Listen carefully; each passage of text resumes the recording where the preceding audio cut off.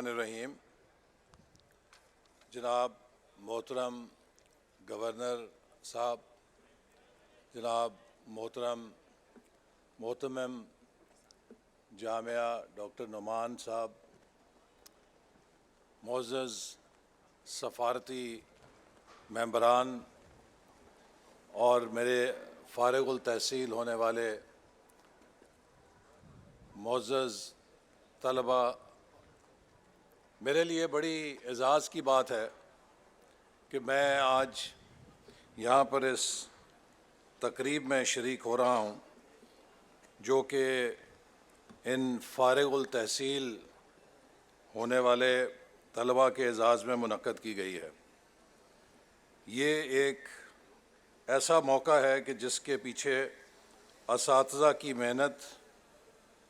اور ان کی شبانہ روز کاوشیں شریک ہیں، اور یہ علم کے ساتھ جو لیس ہو کر نکلیں گے تو نہ صرف یہ جامعہ بنوریہ کے لیے بلکہ پاکستان کے لیے سفیر بن کے پوری دنیا میں پھیلیں گے۔ آج امت مسلمہ جن چیلنجز کا سامنا کر رہی ہے، ان میں ایک بڑا چیلنج اس علم کی روایت کا کھونا ہے جو ہم نے دمشق اور غرناطہ کے جامعات میں کھو دی تھی، اور آج دنیا جب ایک نئے علم کے انقلاب کی طرف گامزن ہے تو ہم دیکھتے ہیں کہ وہ تہذیب کے جس کی بنیاد لفظ اقرا پہ رکھی گئی تھی، وہ مختلف حوالوں سے اس شعبے میں اپنی بنیاد کھو بیٹھی ہے، اور اس کے لیے ہمیں اپنی اس بنیاد کو دوبارہ پانا ہوگا۔ میں حال ہی میں اسپین گیا اور مجھے بڑی دیر سے یہ خواہش تھی کہ میں ان خطوں میں جا کر مشاہدہ کر سکوں کہ جہاں 800 سال تک اسلامی سلطنت قائم ہوئی،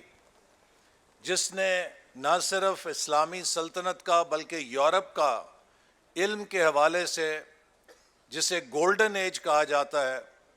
وہ اس کی بنیاد رکھی، لیکن پھر 800 سال کے بعد وہ صفحہ ہستی سے مٹ گئی، اور اب وہاں پر الحمرا محل یا مسجد قرطبہ کی صورت میں اس دور کی علامتیں رہ گئی ہیں۔ بلا شبہ اس میں بہت سبق ہے کسی بھی تہذیب کے عروج اور اس کے زوال کے لیے، اور ایک کلیدی حقیقت جو نظر آتی ہے وہ یہ ہے کہ وہ تہذیب جو علم کے شعبے میں قیادت کرتی ہے، اس کو دنیا میں بھی قیادت نصیب ہوتی ہے۔ یہ بڑی بد نصیبی ہے کہ ہم مسلمانوں نے دین کی اس روح کو بھلا دیا ہے، اور اس میں سب سے بڑا سبق جو ہمارے لیے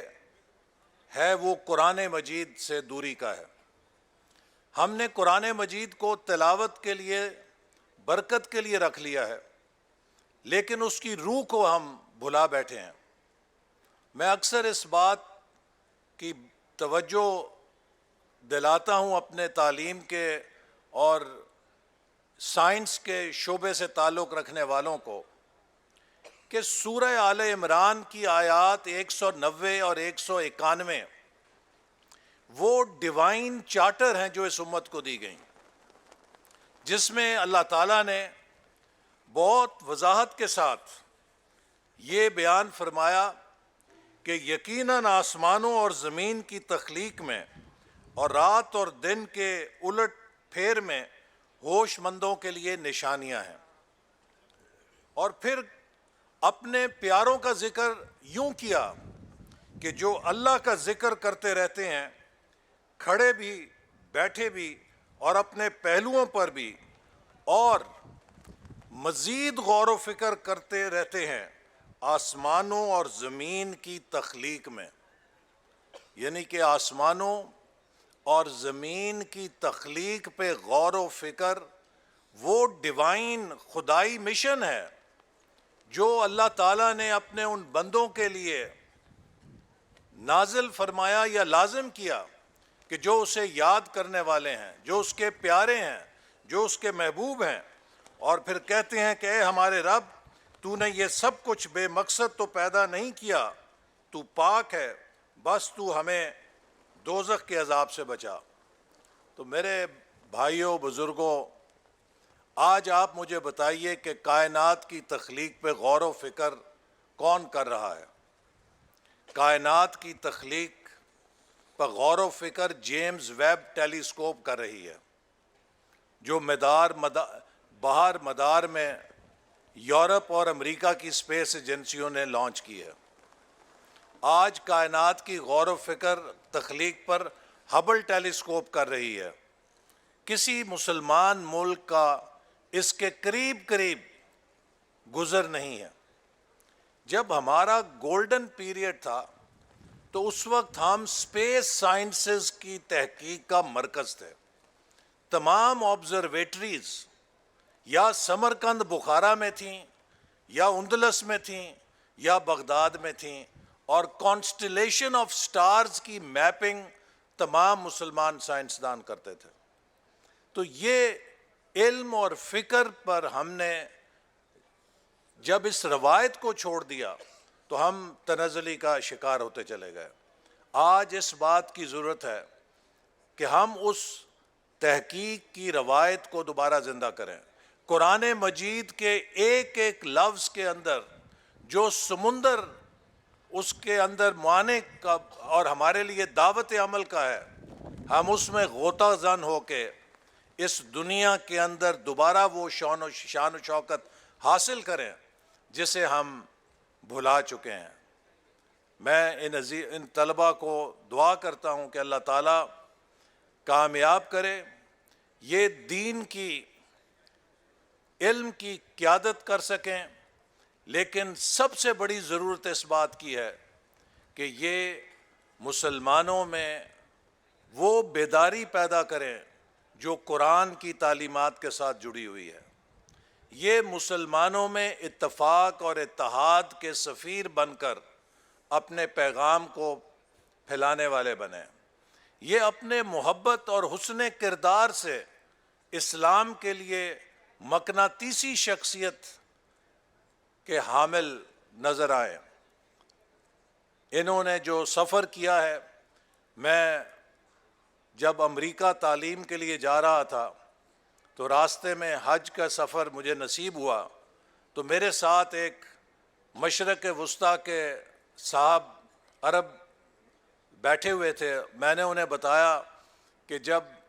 حج سے میں فارغ ہوں گا تو میں امریکہ تعلیم کے لیے جاؤں گا، تو انہوں نے پھر وہ حدیث مجھے سنائی کہ جو شخص علم کے لیے نکلتا ہے اس کا کیا مقام ہے، کہ اس کے لیے سمندر کی مچھلیاں بھی دعا کرتی ہیں۔ تو یہ لوگ بھی اپنا گھر چھوڑ کر سفر کر کے آئے، ایک عظیم مقصد کے لیے آئے، اور یہ اسلام کے اندر علم کے حصول کے لیے سفر کرنا ایک اعلیٰ ترین عبادتوں میں اور اعلیٰ ترین اعمالوں میں شامل ہے۔ میری دعا ہے کہ اللہ تعالیٰ ان کے سفر کو، ان کے اس محنت کو قبول کرے، اور جامعہ بنوریہ کو، جو کہ پاکستان کے لیے ایک مایہ ناز ادارہ ہے، جو پاکستان کو صرف دین کی تعلیم جدید تقاضوں سے ہم آہنگ کر کے دینے کا ذریعہ ہی نہیں، بلکہ پاکستان کے لیے عالمی سطح پر سفارت کاری کا بھی ایک اہم مشن سر انجام دے رہا ہے۔ میں اس کی کامیابی کے لیے بھی دعا کرتا ہوں، اور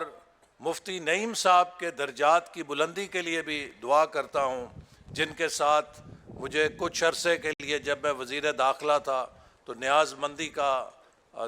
شرف حاصل ہوا، اور میں دعا کرتا ہوں کہ ان کے فرزند نعیم صاحب، نعمان نعیم صاحب بھی اسی जज्बे के साथ अल्लाह ताला इनकी रहनुमाई फरमाए और ये इस इदारे को इनकी क़यादत में नई कामयाबियाँ नसीब हों। पाकिस्तान जिंदाबाद।